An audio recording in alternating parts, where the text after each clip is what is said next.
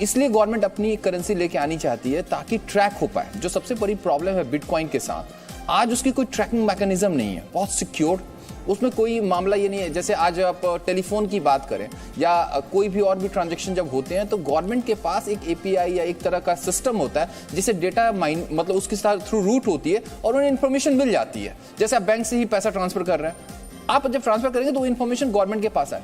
Crypto के साथ ये दिक्कत अभी ये है कि आप इन्फॉर्मेशन बहुत गैदर नहीं कर पा रहे हैं। अब पता ही नहीं है कि मेरे पास कितना क्रिप्टो है और उसके लिए कोई सिस्टम भी नहीं है कि आप पता कर पाए। तो गवर्नमेंट चाहती है किसी भी तरह से हम अपनी एक सिस्टम लेके आए जहां पे कि कोई ट्रांजैक्शन को ट्रैक कर सकें, चीजों को पता लग सके। आज आपके पास कितना क्रिप्टो कोई नहीं बता सकता एक्सेप्ट यू, क्योंकि वो करेंसी का कोई ट्रैकिंग मैकेनिज्म उस तरह से इतना सिक्योर्ड है वो कि आप उसके अंदर जा नहीं सकते। तो गवर्नमेंट चाहती है कि यहाँ बैरिकेडिंग दी जाए कि ब्लॉकचेन टेक्नोलॉजी तो सबके लिए ओपन है ना, उस टेक्नोलॉजी पे कोई भी करेंसी बना सकता है, आप भी बना सकते हैं, कल अपनी कंपनी खड़ी कर सकते हैं। तो गवर्नमेंट चाहती है कि अपनी करेंसी को प्रमोट किया जाए। और मैं बता रहा हूं कि आने वाले टाइम में गवर्नमेंट ये भी देगी कि जो आरबीआई के साथ डील करेगा, हो सकता है उनको कोई टैक्स बेनिफिट दे दिया जाए, उनको एक्स्ट्रा एडवांटेज दिया जाए। अगर आप बिटकॉइन के साथ जाते हैं तो उस पर हो सकता है कि 25-30% का अलग से सेस लगा दिया जाए। इस तरह की चीजें आने वाले अगले साल तक आप देखेंगे कि अपनी करेंसी को प्रमोट करने के लिए गवर्नमेंट सारी स्ट्रैटेजी लेगी ताकि अपनी करेंसी को मार्केट में फ्लोट किया जाए और एक्सेप्टेंस भी दिया जाए। ये बहुत बड़ी इंपॉर्टेंट डिजिटल में ऐसा नहीं है कि केवल बिटकॉइन और 2-3 ही है, हजारों एक्सचेंज में जाए, हजारों करेंसी अवेलेबल है, जिस करेंसी जिस रेट पे चाहिए आपको मिल रहा है। सर देखिए, मैं इसके बारे में थोड़ा सा क्लैरिफाई करना चाहूंगा कि हमको ये समझना पड़ेगा कि क्रिप्टो है क्या। क्रिप्टो एक डिजिटल एसेट है, क्रिप्टो करेंसी नहीं है। ये बिल्कुल एस्टैब्लिश्ड है। और जो आरबीआई डिजिटल रूपी रिलीज करेगी और बिटकॉइन का कोई कंपटीशन नहीं है। डिजिटल करेंसी, डिजिटल रूपी जो है वो सिर्फ हमारे पोल्यूशन फ्री होगा और विशेष रूप से पहाड़ी क्षेत्र में हाइड्रो पावर होती है, कम रेट में इलेक्ट्रिक पावर पर यह जाएगा और इसका बहुत बड़ा फायदा होगा। इंफ्रास्ट्रक्चर बढ़ने के कारण रोजगार निर्माण होंगे, नए भारत का निर्माण होगा। और एक प्रकार से जब तक इंफ्रास्ट्रक्चर डेवलपमेंट नहीं होती तब तक एम्प्लॉयमेंट पोटेंशियल खड़ा नहीं होता। इसी बात को ध्यान में लेकर इसको सर्वोच्च प्राथमिकता वित्त मंत्री जी ने दी है। मैं उनके प्रति आभार व्यक्त करता हूं। और आने वाला ये बजट विशेष रूप से ग्रीन इन्वायरमेंट की तरफ हमें लेके जाएगा। जो हमारी ethics, economy, ecology and environment 3 important pillar हैं।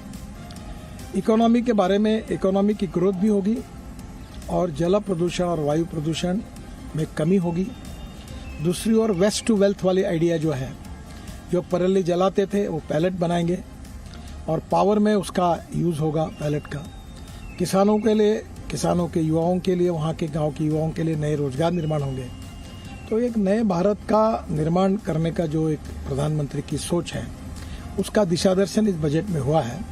और ये मुझे विश्वास है कि ग्रामीण भारत को, कृषि भारत को, 115 एस्पिरेंट डिस्ट्रिक्ट को और ट्राइबल ऐसे क्षेत्र में विशेष रूप से प्रगति की गति और बढ़ाएगा और हिंदुस्तान को आत्मनिर्भरता की तरफ लेके जाएगा। और इतना अच्छा बजट वित्त मंत्री ने दिया है, मैं उनका बहुत बहुत अभिनंदन करता हूं, उनको धन्यवाद देता हूं।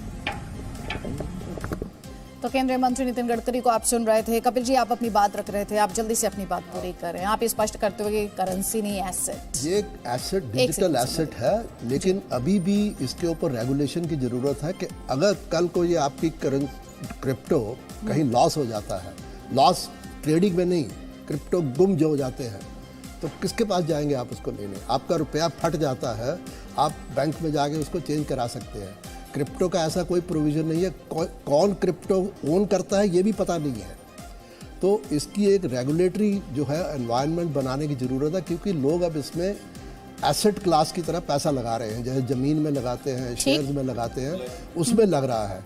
एक और जो नया चीज़ आप हिमांशु जी बता रहे थे, वो भी आगे आने वाले समय digital space in the digital world, उसके ऊपर भी लोग जो है वो NFT के नाम से इन्वेस्टमेंट होने लगे हैं। तो ये डिजिटल का जो है, इसकी एजुकेशन की ज़रूरत है, रेगुलेशंस की ज़रूरत है, रेगुलेटरी एनवायरनमेंट अभी इसको क्रिप्टो को या क्रिप्टो तरह की जो और 5-6 करेंसीज चल रही हैं, एसेट चल रहे हैं, उसके ऊपर और ज़्यादा एजुकेशन की ज़रूरत है। बिल्कुल एजुकेशन की जरूरत है, इसीलिए सर आप एक्सपर्ट्स को यहाँ पर बुलाया है हमने, क्योंकि अपने आप में बहुत इंटरेस्टिंग डिस्कशन है, लोगों को इसके बारे में ज्यादा से ज्यादा जानकारी होनी चाहिए, इसीलिए हम ज्यादा से ज्यादा इंफॉर्मेशन यहाँ पर गैदर करने की कोशिश कर रहे हैं और दर्शकों को सरल साधारण भाषा में समझाने की कोशिश कर रहे हैं।